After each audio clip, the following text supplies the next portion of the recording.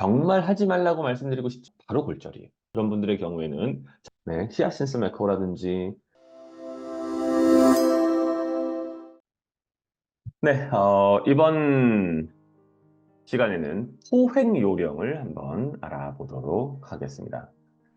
포획은 기본적으로 새를 일단 잡는 행위 자체를 말합니다. 핸들링의 전체 과정에 있어서 가장 초기 단계라고 볼 수 있겠죠.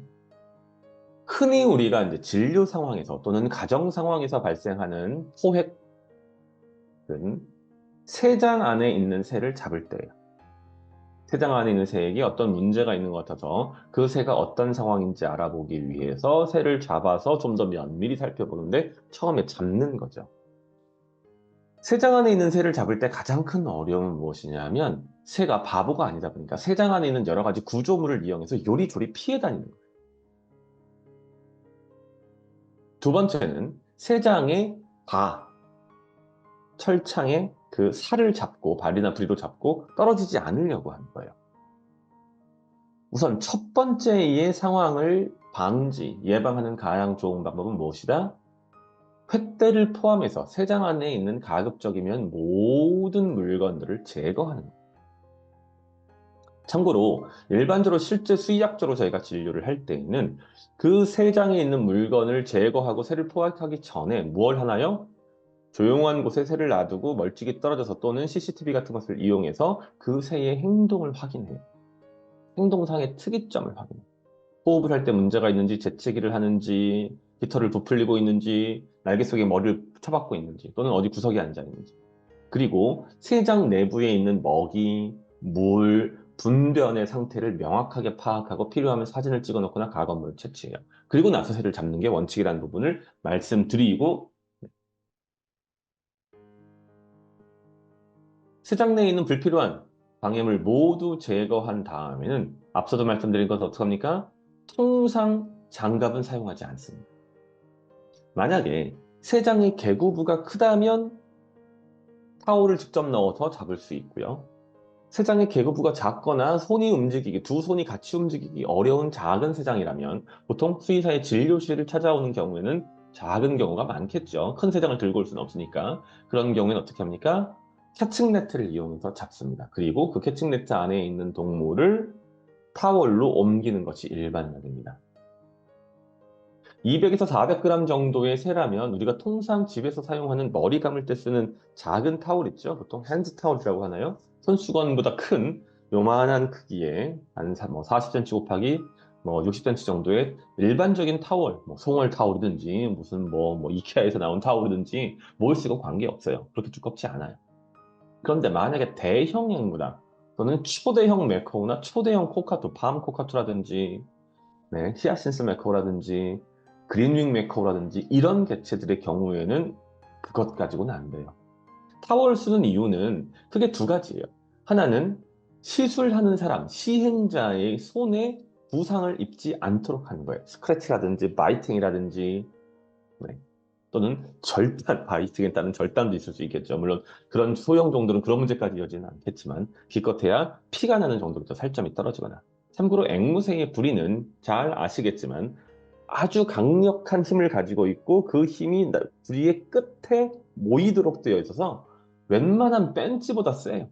한번 딱 하면 살이 그냥 그대로 움푹 U자형으로 파이면서 피 쭉 나옵니다.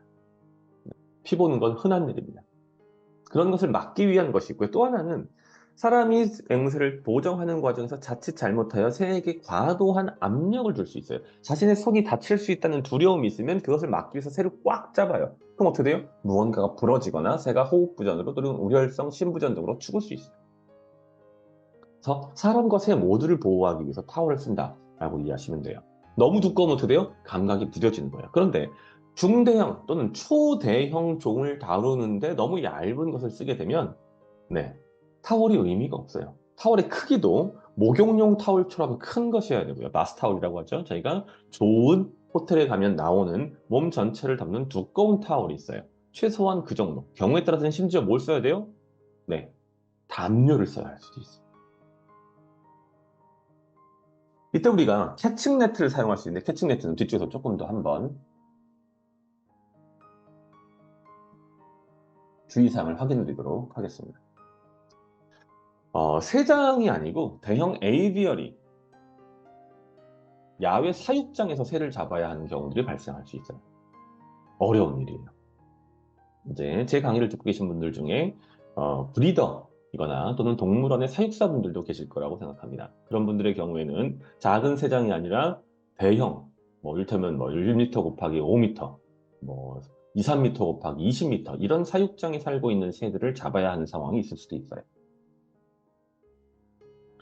날아가는 새를 첫 번째, 날아가는 새를 잠자리채 같은 것으로 잡는 것은 금물. 하지 마시라. 소림사에서 한 20년 정도 무공을 닦은 천라지망새를 익힌 분이 아니라면 하지 마세요. 왜냐하면 새는 즉석으로 날지 않고 네트가 오면 옆으로 몸을 비틀어서 피하려고 한단 말이에요. 그럼 그걸 보고 사람은 또 네트를 가지고 새를 잡으려고 하는 상황에서 새의 날개가 네트의 림, 가장자리에 있는 프레임에 부딪힐 수 있어요. 그럼 어떻게 됩니까? 바로 골절이에요. 골절되면 어떡합니까? 정복할 수 있나요? 그 골절을 수복할 수 있나요? 매우 어려워요. 거의 불가능.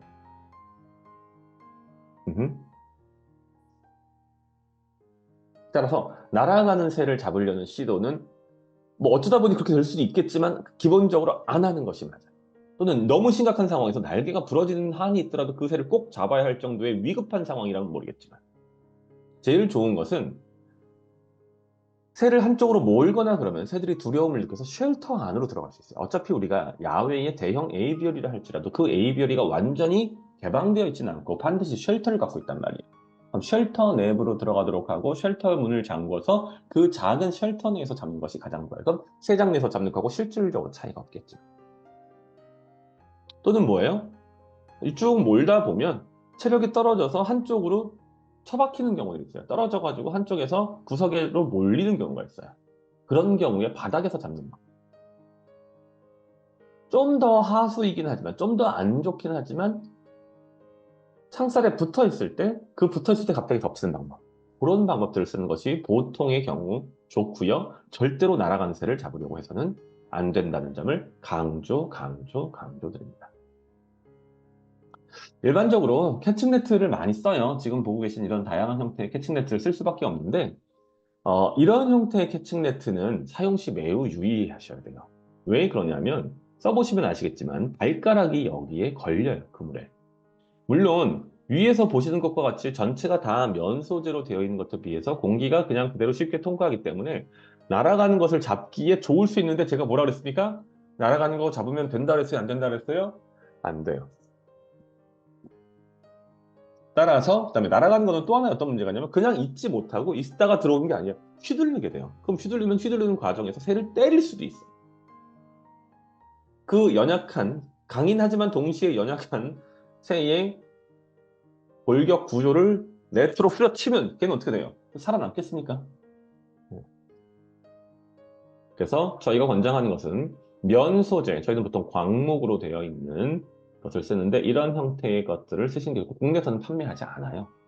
자작하시는 방법이 현재로서는 유일해요. 네. 그다음에 요게 이제 림이 있는데 요 림 프레임에는 반드시 뭐가 들어가요? 스폰지 같은 것들로 보강을 해서 완충될 수 있도록 해야 돼요. 만에 하나 사람이 흥분하면 빨리 잡기 위해서 휘두르는 경우가 발생할 수 있고 그렇다 할지라도 날개 등에 가해질 수 있는 충격을 최소화하기 위해서요. 참고로 직경이 예를 들어서 40cm예요. 그럼 직경이 40cm라면 깊이는 어떻게 돼야 돼요? 네, 2배가 넘어야 돼요. 너무 길면야 잡는데 오히 어려움이 있겠지만 그게 너무 짧으면 잡았다가 다시 빠져나오는 문제가 있어요. 그래서 들어가고 나면 위를 닫고 탈탈탈 털어서 밑으로 내려간 다음에 딱 접으면 새가 나올 수 없게 되죠. 더 나아가서 이러한 캐칭 네트는 사용 상황에 따라서 소독을 해야 할 수 있어요. A라고 하는 구역에 있는 새를 잡아서 검사했더니 걔에게 PBFD가 있어요.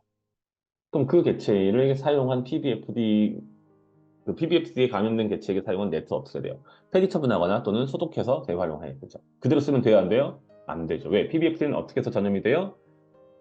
깃털에 말단이 부러지면서 나오는 그 분진들이 PBFD 바이러스를, 서코 바이러스를 옮기게 되거든요. 또는 분변이 묻을 수도 있어요. 흥분하니까. 그럼 그 분변이 어떤 감염성 물질이 있었으면 어떻게 돼요? 네, 새롭게 사용하는 깨끗한 건강한 개체액을 오염시킬 수 있겠죠.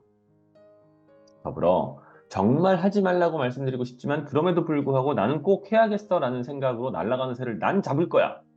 그럼 일단 소림사 20년 갔다 오신 분이란 전제하에 소림사에 20년 갔다 오신 분이 그 주방장 가지고 안 돼요. 반드시 무공을 단련하고 천라지망을 배운 분이어야 돼요. 그 천라지망을 배운 무림 고승이 잡으시겠다라고 하면 최소한 개구부가 그 잡으려고 하는 새의 날개 길이의 1.5배 정도는 돼야 돼요. 편날개 길이가 45cm다. 그러면은 얼마예요? 1.5 곱하면 네, 대충 한 6, 70cm 정도는 돼야 날아가는 개체를 그나마 무리 없이 잡을 수 있게 됩니다. 집에 지금 현재 브리딩을 하시는 분들이라면 어떤 캐칭 네트를 갖고 계신지 확인해 보세요. 그것의 관리 상태가 어떤지도 확인해 보세요. 제가 지금 말씀드린 것에 부합하지 못한다면 무엇입니까? 브리더로서 비실격입니다. 다음 시간에는 우리가 수의학적인 진료나 진찰을 할 때 어떻게 보정을 하는지 알아보도록 하겠습니다.